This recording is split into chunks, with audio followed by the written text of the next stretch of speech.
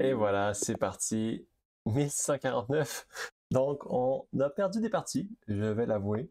En fait, c'est pas vraiment un gros aveu parce que vous allez pouvoir regarder les parties que j'ai perdues. Mais bon, on rentre dans la Scandinave et c'est un Dame D8. Intéressant. OK. Et voilà, il nous reste environ 5 autres parties, vu qu'on vient d'en perdre, comme que je viens de dire, pour remonter à 1700, mais c'est pas grave, on va y arriver. Bouger 4, j'imagine. Prédictible. On joue très normalement. Je ne connais honnêtement pas la théorie de la Scandinave. Tout ce que je sais, c'est les premiers coups avec cavalier C3 et ah! C'est un drôle de coup, ça. Mais je pense que je comprends un peu ce que mon adversaire veut faire. Ici, je pense que la menace vraiment, c'est E4. Donc, je dois capturer. Ensuite, on va voir qu'est-ce que ça donne comme position. Capture. Et là, ça devient intéressant. Parce que si je capture avec la tour, mon cavalier est cloué à ma tour, pardon. Donc, tour prend, active ma tour. S'il déplace son cavalier, je peux jouer fou e2. Pas de stress avec ça. Donc, tour prend. Si fou prend ici, là, je dois capturer son cavalier. Et si lui capture mon fou, évidemment, je peux capturer avec mon roi ou mon cavalier, peu importe. Mais je peux aussi capturer ici, en G7.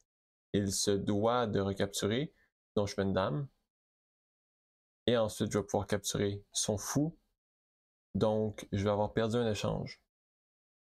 Ouais.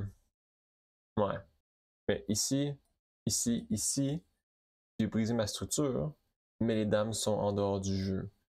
Donc, c'est pas si grave que ça. Je vais aller pour ça. C'est le cas simplement parce que ça met ma tour en D1.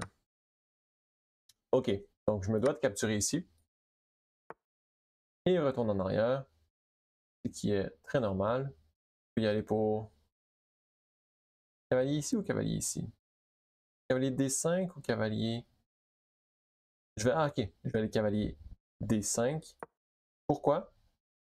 Parce que s'il veut défendre C7, donc la fourchette que je menace, et il ne peut pas jouer cavalier A6 parce que je capture. Donc il doit défendre avec un autre coup. Sûrement roi D8. Qui est pas très intéressant parce que ça va venir clouer. Ouais. Ça va venir clouer ses affaires. Donc c'est sûr, j'aurais un échec ici avec mon fou. Je pense que ce serait une bonne idée. Que mon cavalier attaque les deux cases qui peuvent défendre. Et si son cavalier bouge, si j'ai une attaque à découvert, ça va devenir très dangereux, son affaire. Ok. Ici, je vais venir clouer son cavalier au roi. Intéressant. Je vais reculer. Menacer peut-être E6. Ouais. Je vais aller avec E6. Ok, il capture. Donc, je capture avec mon cavalier. Échec. S'il vient ici, ça peut devenir dangereux. Ok, c'est ça qu'il fait. Intéressant. Évidemment, le premier coup qui me vient en tête, c'est fou E3. On va commencer avec ça parce que je pense pas que c'est mauvais. Quoi qu'il pourrait défendre. Il pourrait défendre. Mais je pense que je capture ici et je vais venir gagner une pièce s'il défend. Donc les deux autres coups possibles, ce serait ici ou ici. Ici, j'ai encore la fourchette, la même fourchette que j'avais en A6. Et il décide de défendre. Donc ce n'est pas un bon coup qu'on avait dit. Parce que je peux capturer. Ah non! Fallait que je capture avec le cavalier. Oh là là là là là là! Wow! Wow! J'en reviens pas. J'en reviens pas. J'ai tout calculé ça juste pour capturer avec la mauvaise pièce. Wow! Ok. Ok. Ok. On n'est pas bien. On n'est pas bien. Wow. Ok. On n'est pas bien parti, guys. Mais c'est pas grave. C'est pas grave, c'est ça l'attaque. Mon pion, évidemment. Oh, wow. Ok. Je vais juste me mettre ici. Solidifier mes pièces. Et j'ai déjà 2 pions passés. Doublés, mais bon. C'est quand même, au final, des pions passés. Je vais me mettre ici. Peut-être essayer d'attaquer un peu mon adversaire. Je vais venir ici, attaquer sa tour. Il ne peut pas jouer ma tour. Pardon, mon cavalier à mon. Ouais, j'avoue que ça, je l'ai pas vu venir. Ok. Bien joué, bien joué, bien joué. Ok. Capture ici, évidemment. Je sais que j'aurais quelque chose ici. Pas vraiment, hein. Capturer. On n'est pas bien parti, mais on a des pions. Donc, si on réussit à bien les coordonner, on pourrait avoir quelque chose. Venir ici. Une question de ramener mes pièces sur des cases sécuritaires. Ici. Ensuite, je vais essayer de mettre mon roi derrière mes pions. Ici. Maintenant, c'est une fourchette. Je crois que son cavalier défend, mais c'est pas grave. Au moins, ça bloque. Il ne réalise pas que c'est une fourchette. Et on devrait gagner la partie.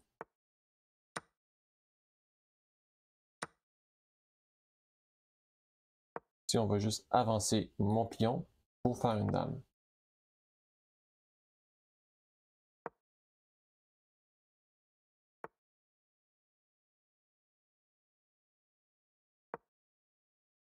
Défendre mon cavalier.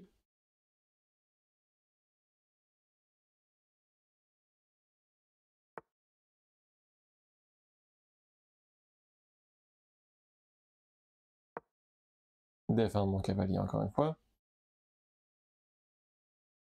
Et une fois que je repousse son cavalier, on va être en sécurité.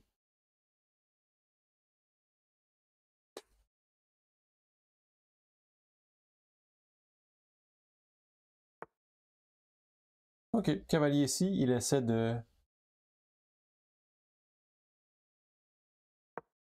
gagner un pion, mais au final, ça fait juste me faire gagner une pièce. Donc, on prend pas trop. Mais c'est ça qui arrive d'habitude. Quand quelqu'un fait une gaffe, il en fait plusieurs par la suite.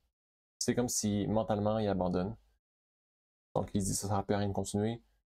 Donc il fait des coups qui n'ont aucun sens. Ça m'arrive à moi aussi, je dis pas que c'est juste mes adversaires qui font ça. Peut-être même les dernières parties, vous avez pu voir comment ça se passe dans ma tête.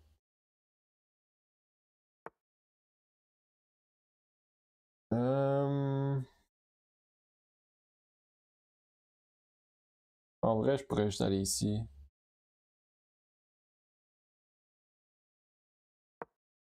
Ouais, ça je capture, ça je capture.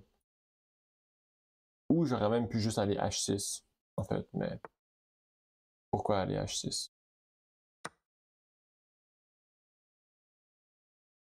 Et là, j'ai peut-être même bientôt un échec et mat.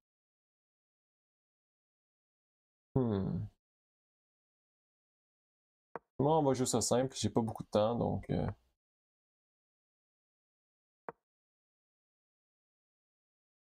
falloir se bouger.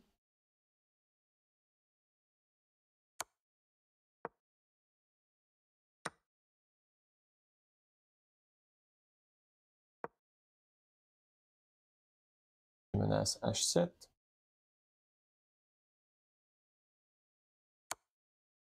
Ici. Peut-être même un échec ici. Ici, ici. Est-ce que j'ai un échec qui mat? Ah oui, ok. Et c'est un premier échec et mat sur ce compte-ci avec un cavalier. Donc, écoutez, on a une première atout. GG, on est de retour à 1660 presque. Donc, j'espère que vous avez aimé la vidéo et à la prochaine.